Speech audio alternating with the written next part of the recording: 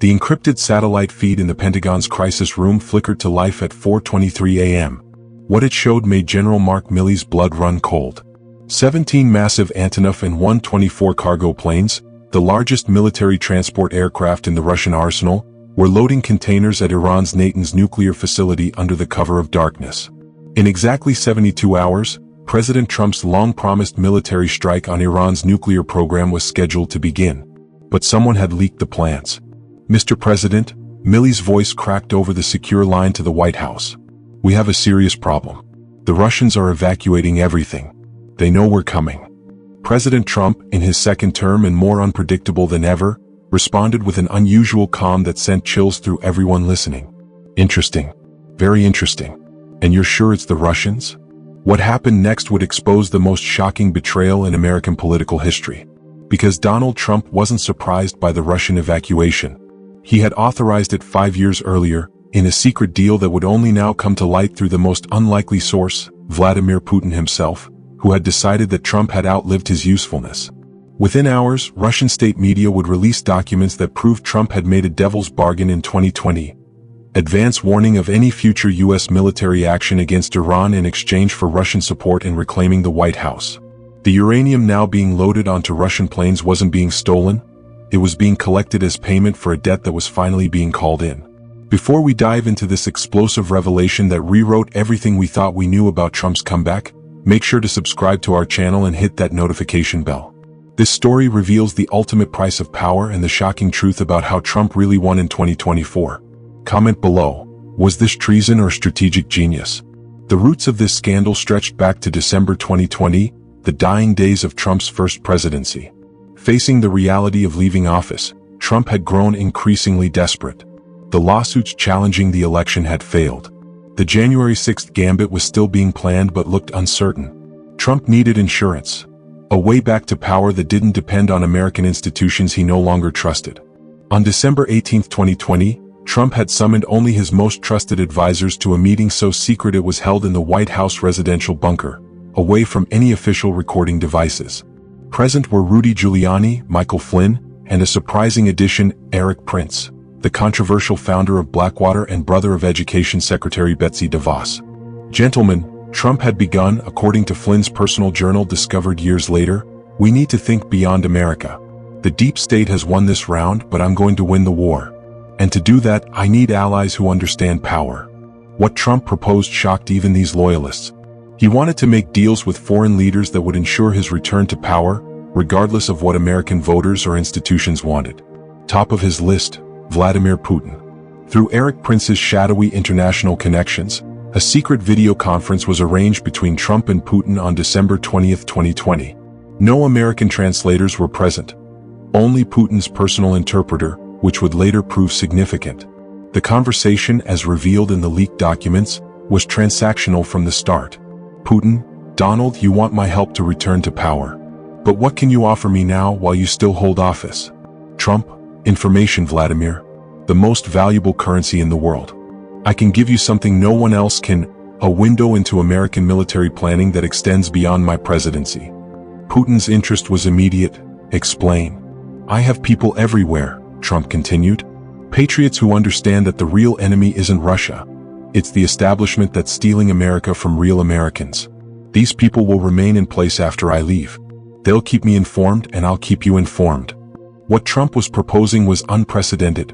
A shadow intelligence network that would survive his presidency and feed information to a foreign power.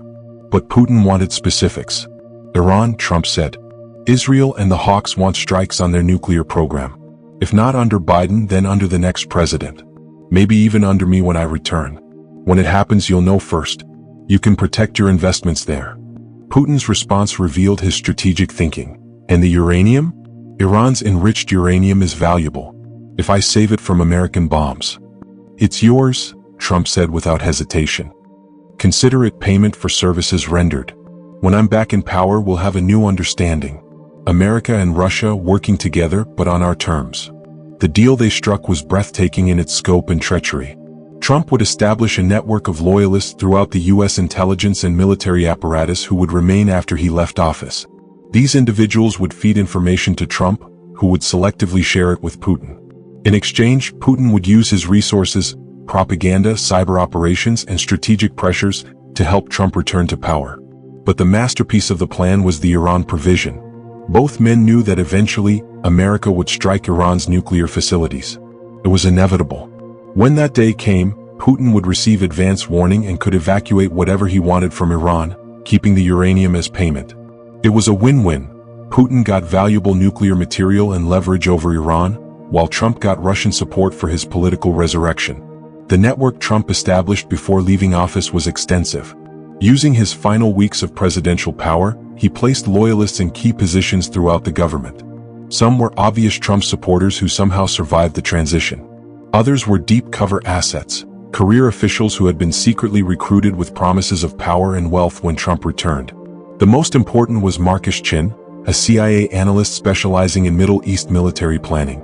Chin, a naturalized citizen from Taiwan, had been recruited by Flynn after his family in China was threatened by Beijing. Trump's team offered protection in exchange for loyalty. Chin would prove crucial to the operation. For 4 years, the network operated in shadows. They fed intelligence to a complex web of intermediaries that ultimately reached Trump at Mar-a-Lago. Most of it was political intelligence useful for Trump's comeback campaign. But they were always waiting for the big prize, the Iran strike plans. The 2024 election had been a triumph for Trump, powered by a combination of American dissatisfaction and what investigators would later discover was an unprecedented Russian influence operation. Putin had kept his part of the bargain, using every tool at his disposal to help Trump return to power. But Putin was no fool. He knew that Trump, now back in the White House, might renege on their deal. So he kept evidence of everything: recordings, documents, communications. It was his insurance policy against Trump's notorious unreliability. By early 2025, President Trump was under pressure to fulfill his campaign promise to finally deal with Iran. The Israelis were pushing hard, his base wanted action, and even moderate Republicans argued that Iran's nuclear program had advanced too far. Trump found himself in an impossible position. He had promised Putin advance warning, but he also needed the political victory of a successful military strike. He thought he could have both: give Putin enough warning to evacuate the uranium while still destroying Iran's infrastructure. On June 10, 2025, Trump made the fateful decision. In a secure call that he believed was unmonitored, he activated the 2020 agreement. Through the established network, word went to Putin. Strikes would commence on June 18, targeting Natanz, Fordow, and Isfahan.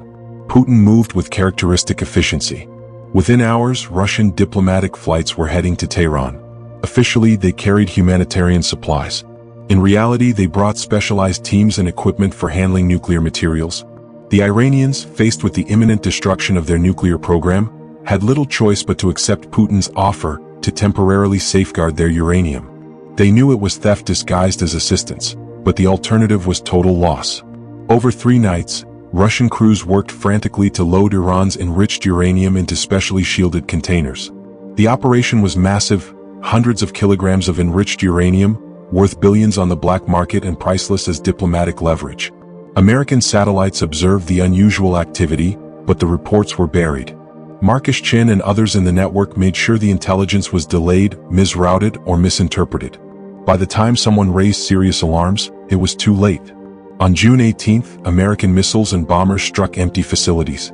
The buildings were destroyed, the centrifuges were eliminated, but the prize, the enriched uranium, was already in Russian hands. Trump's initial reaction was to play it as a victory. "We've destroyed Iran's nuclear capability," he announced. "Their facilities are rubble. America is safer today."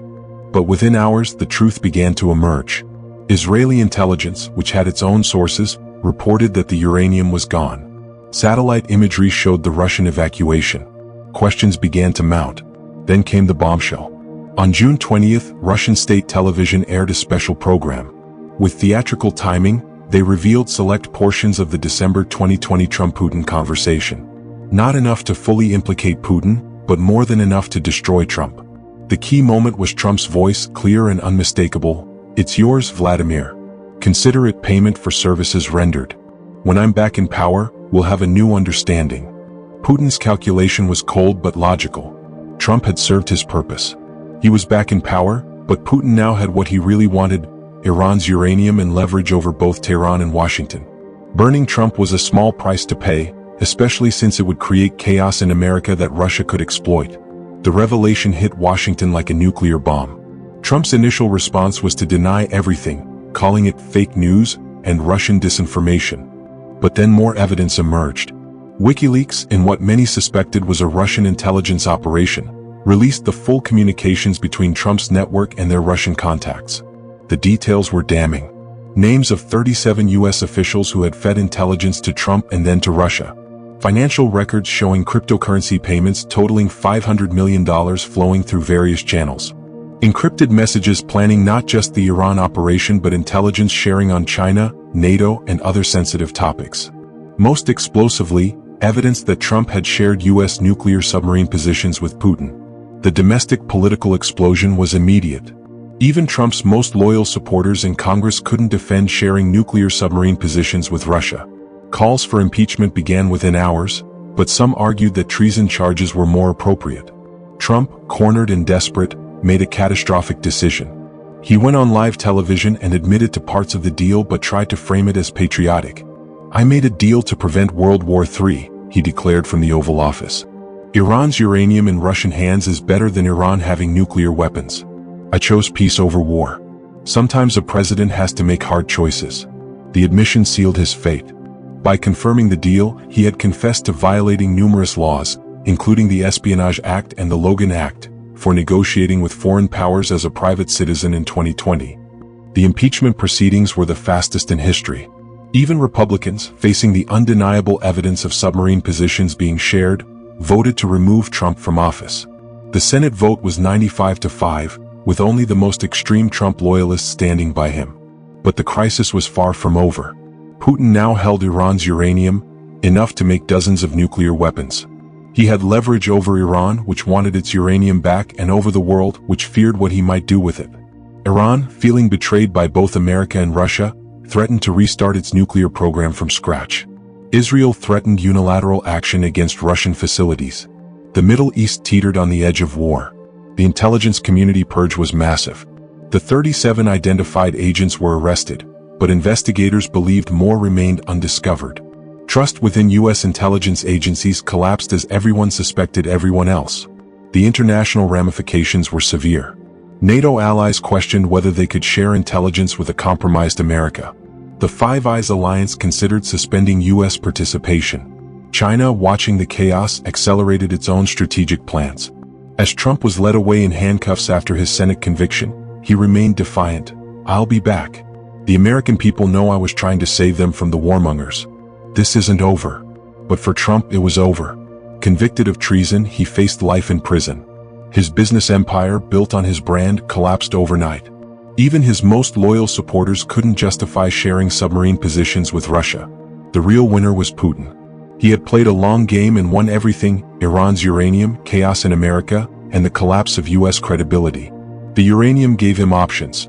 He could return it to Iran for massive concessions, sell it to the highest bidder, or keep it as the ultimate insurance policy.